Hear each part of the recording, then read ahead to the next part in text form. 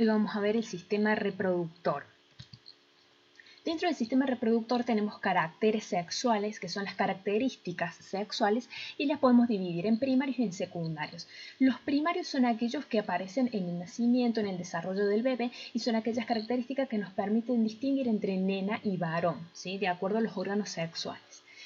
Y los caracteres sexuales secundarios son aquellos que aparecen durante la pubertad y que también tienen que ver con las características sexuales. Veamos algunos de los ejemplos de los caracteres sexuales secundarios.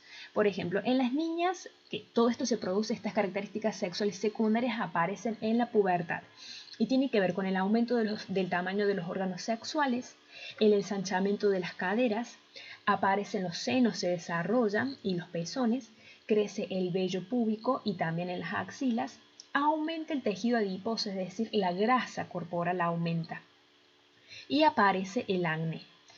En los varones también hay caracteres sexuales secundarios que tienen que ver también con el aumento del tamaño de los órganos sexuales, la voz se hace más grave, se produce un desarrollo muscular. Vieron que cuando son niños son así como flaquitos, menuditos. En cambio, cuando empieza la adolescencia, empieza a aparecer el desarrollo muscular y más se hace actividad física, se desarrolla mucho más que en un niño. Después también tenemos otra de las características es que crece el vello púbico, también en las axilas, en todo el cuerpo en general, crece la barba en los varones y aparece el acné. Estos son caracteres sexuales que distinguen a un varón de una mujer. ¿Sí? Si se observan características diferentes, puede ser debido a algún problema hormonal que lo vamos a ver un poquito más adelante. El sistema reproductor entonces alcanza esa madurez durante la pubertad y es cuando aparecen estas características secundarias que nombramos antes y se comienzan a producir las células sexuales, que se las llaman gametos. ¿Cuáles son las células sexuales? En el hombre son los espermatozoides y en la mujer son los óvulos.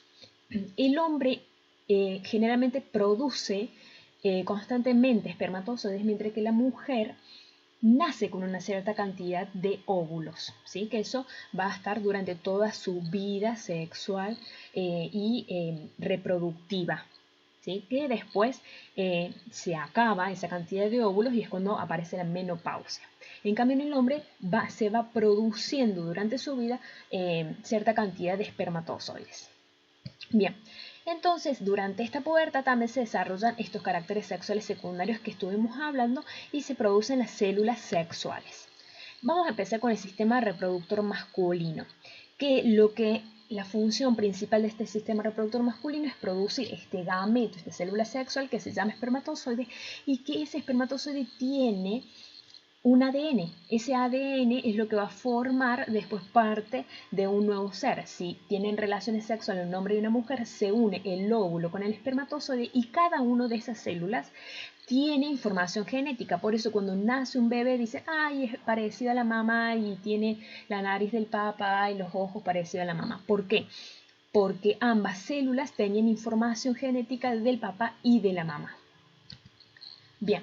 Los órganos sexuales del varón constan de, vamos a empezar de abajo hacia arriba, digamos. Empieza con el testículo, después sigue el epidídimo, el conducto deferente, después sigue la vesícula seminal, la próstata, la uretra y el pene.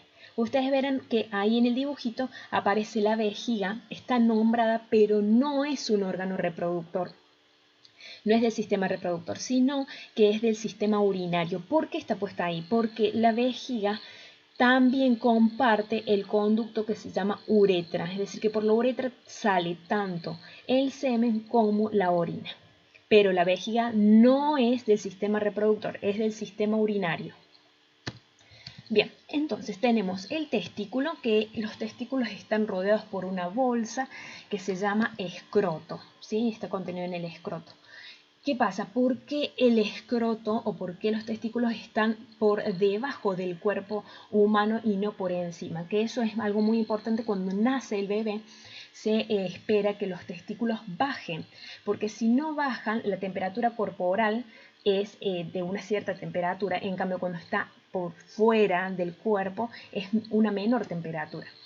Si no ocurriera que los testículos bajan, los espermatozoides, que ya vamos a ver qué es lo que se produce allí, morirían porque la temperatura es mayor. Los testículos necesitan una temperatura menor que la del cuerpo para que se desarrollen normal los espermatozoides. Por eso en los niños recién nacidos se ve y se hacen los controles de que los testículos bajen del cuerpo, ¿sí? Por eso están debajo, o sea, no están adentro del organismo nuestro, sino debajo. Bien, entonces, dijimos que los testículos están contenidos en el escroto y producen dos cosas. Los espermatozoides, que es lo que dijimos que es la célula sexual masculina, es decir, el gameto, y por otro lado produce una hormona que es la testosterona. ¿Sí? La testosterona, ¿qué hace? Es una hormona que ayuda a fabricar los espermatozoides y también ayuda a que aparezcan los caracteres sexuales masculinos, que es lo que dijimos antes, que la voz gruesa, la aparición de vello púbico, etc. Bien, acá tenemos el espermatozoide. Y ven que adentro tiene como canalículos o venitas que se los llama en realidad túbulos seminíferos, y allí es en donde se producen los espermatozoides. La fabricación de espermatozoides, o sea, tiene un tiempo de madurez y de formación, a eso se lo llama espermiogénesis. Génesis tiene que ver con el inicio y formación. ¿De qué? De espermatozoides en este caso. Y también dentro del testículo hay otra parte que es a donde no están esos túbulos seminíferos, que se lo llama tejido intersticial o células de Leydig, y allí se produce la hormona testosterona. Una vez que se produjo, o sea que se formó los espermatozoides, esos van hacia el epidídimo, que el epidídimo lo que permite es que se acumulen allí los espermatozoides y que maduren. Bien, después tenemos que le sigue el conducto deferente. El conducto deferente lo que permite es que los espermatozoides se muevan desde el testículo y que lleguen hasta la uretra. Bien, antes de llegar a la uretra pasa por la vesícula seminal, que la vesícula seminal forma un líquido que es el líquido seminal, y le sirve para vehículo, es decir, para movilizarse, y también contiene todos los nutrientes necesarios para su alimentación, porque son células, por lo tanto, toda célula necesita nutrirse. Bien, y después pasa por la próstata, que también añade un líquido y junto con el líquido seminal forman el semen. Ese líquido lo que permite es neutralizar la acidez de la uretra y de la vagina. ¿Por qué? Porque habíamos dicho que la uretra es un conducto donde pasan no solamente los espermatozoides, sino también la orina. Y la orina es un líquido muy ácido. Si es muy ácido, va a destruir esos espermatozoides. Entonces, para que no sean destruidos, la próstata le añade un líquido que neutraliza esa acidez y permite que los espermatozoides sigan vivos. Por otro lado, si va a tener relaciones sexuales, la vagina también es ácida, entonces destruiría a los espermatozoides. Por eso la próstata añade ese líquido que neutraliza la acidez y los espermatozoides pueden vivir. Otra capacidad que les da o que les brinda este líquido es que les permite mayor movilidad a los espermatozoides. Bien, y por último tenemos la uretra, que la uretra es un conducto que pasa por el pene y que allí habíamos dicho que pasaba no solamente el líquido seminoso, sino la orina. Acá tenemos dos tipos de pene, uno flácido y el otro erecto. Vemos a la imagen izquierda que imagínense como si fuera el pene una esponja, ¿sí? Y esa esponja tiene como pequeños orificios o espacios vacíos, que cuando se llena de agua, esos espacios vacíos están llenos y la esponja está cubierta de líquido, digamos. Entonces, en el pene sucede exactamente igual. Cuando está flácido, esos cuerpos que se llaman cuerpos cavernosos se encuentran libres de líquido. Y cuando se produce la erección, gracias a la cantidad de venas y arterias que están a su alrededor, lo llenan de sangre y permite la erección, ¿sí? Bien, vamos a ver algunas de las problemáticas que puede tener una persona con los órganos sexuales masculinos. Una de esas es la fimosis. Acá tenemos el pene está formado, en su punta está el glande y por debajo, o lo recubre en realidad una piel, ¿sí? Que es el prepucio. Ese prepucio, tenemos que el primero es normal, pero si ese prepucio no se vuelve, o sea, esa telita que lo recubre no se hace hacia atrás, se produce la fimosis. Y tenemos diferentes tipos, la tipo 1, tipo 2, tipo 3 y tipo 4, que a medida que no se va haciendo para atrás va recubriendo todo el glande y produce dolor al orinar, dolor en las relaciones sexuales, etc. ¿Qué se debe hacer? Se lleva a cirugía y se corta un poquito. En realidad los judíos, por ejemplo, lo que hacen es la circuncisión y cortan directamente esa partecita que es el prepucio. Otra de las enfermedades que puede ocurrir es la varicocele.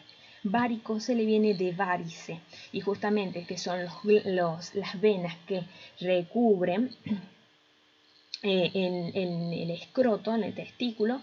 Eso se produce como una varice. También produce mucho dolor y cómo se soluciona con una cirugía. Bien, veamos el sistema reproductor femenino.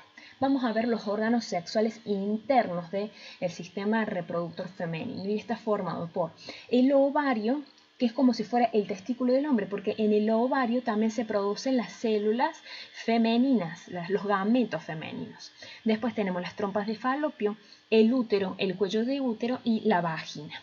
Y después tenemos los órganos sexuales externos, ¿sí? Que tiene que ver con los labios mayores, labios menores. Bien, veamos cada uno por separado. Tenemos que los ovarios, como les dije, contienen los óvulos, que son las células sexuales femeninas, y también contiene ADN con información para formar el nuevo ser, y producen hormonas, dos hormonas en este caso, los estrógenos y la progesterona, que ya la vamos a ver más adelante, son muy importantes durante el ciclo menstrual. Después tenemos las trompas de falopio, que en las trompas de falopio permite que el óvulo que se formó en el ovario viaje hasta el útero, pero también es el lugar a donde el óvulo se une con los espermatozoides para formar un nuevo ser. Después tenemos el útero, que está recubierto por el endometrio, y dice allí que recoge el cigoto. El cigoto es decir, la unión del óvulo con el espermatozoide que va a formar el nuevo ser, ¿sí? Es decir, que si esa persona tuvo relaciones sexuales y se unió el óvulo con el espermatozoide, queda embarazada, entonces esa unión, que en este momento se llama cigoto, se va a unir ahí en el útero. El útero, vieron que acá dice que está recubierto por el endometrio. El endometrio es lo que se desprende durante cada ciclo menstrual. Ya lo vamos a ver más detenidamente en la siguiente clase. Y después, por último, tenemos la vagina, que ya habíamos dicho anteriormente que la vagina era ácida, y es allí en donde ingresa el pene para producir una relación sexual, un coito se llama. Y allí comienza la liberación de los espermatozoides, ¿sí? Esa sería la vagina. Hasta acá entonces vimos aspectos generales del sistema reproductor femenino y masculino. Más adelante en las siguientes clases vamos a profundizar sobre el ciclo menstrual, relaciones sexuales y métodos